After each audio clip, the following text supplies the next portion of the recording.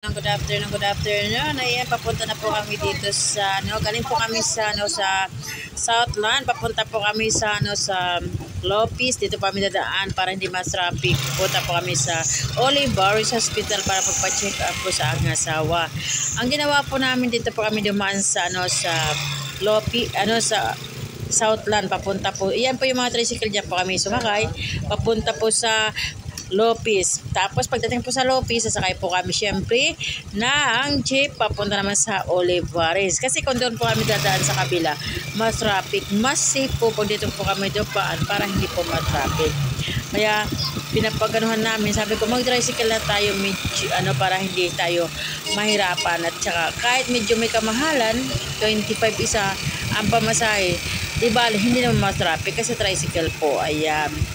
Kaya Diyos ko, ang hirap talaga. Pabalik-balik po kami. Ilang araw na po ako pabalik-balik doon. Siyempre, para pa-check up po. Siyempre, pag alam mo naman, mga mahal po sa buhay, pag may nararamdaman, kailangan po natin ipa-check. Kasi para alam po natin kung ano po ang kanyang karamdaman. Para malaman po natin kung safe po yung kanyang kalagayan.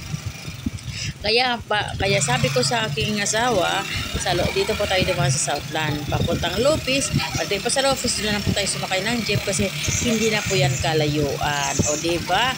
Ayan, kung saan po yung medyo safe ka, doon po tayo dumaan. At saka medyo hindi mas traffic para mas mabilis. Ayan.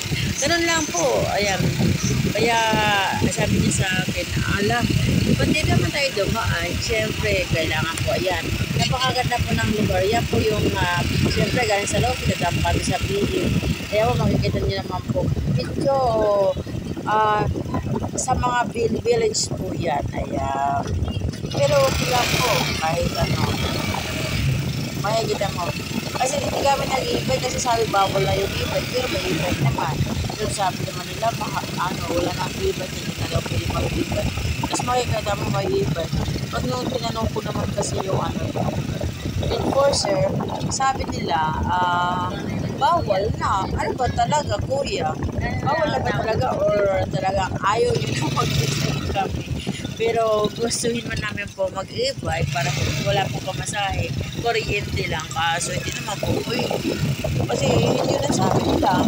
Tapos pag natin namin yung kita mo, may mga e-bike natin madaan. Ano ba yan? Sabi ko, kuya. Sabi, kuya. BX. Ayan. Dati po kasi, matagal na po nag-hospital kasi dati po talaga. Alam na po dito kasi po natabuang sa may Lopez. Dito na po dumadaan. Ayan.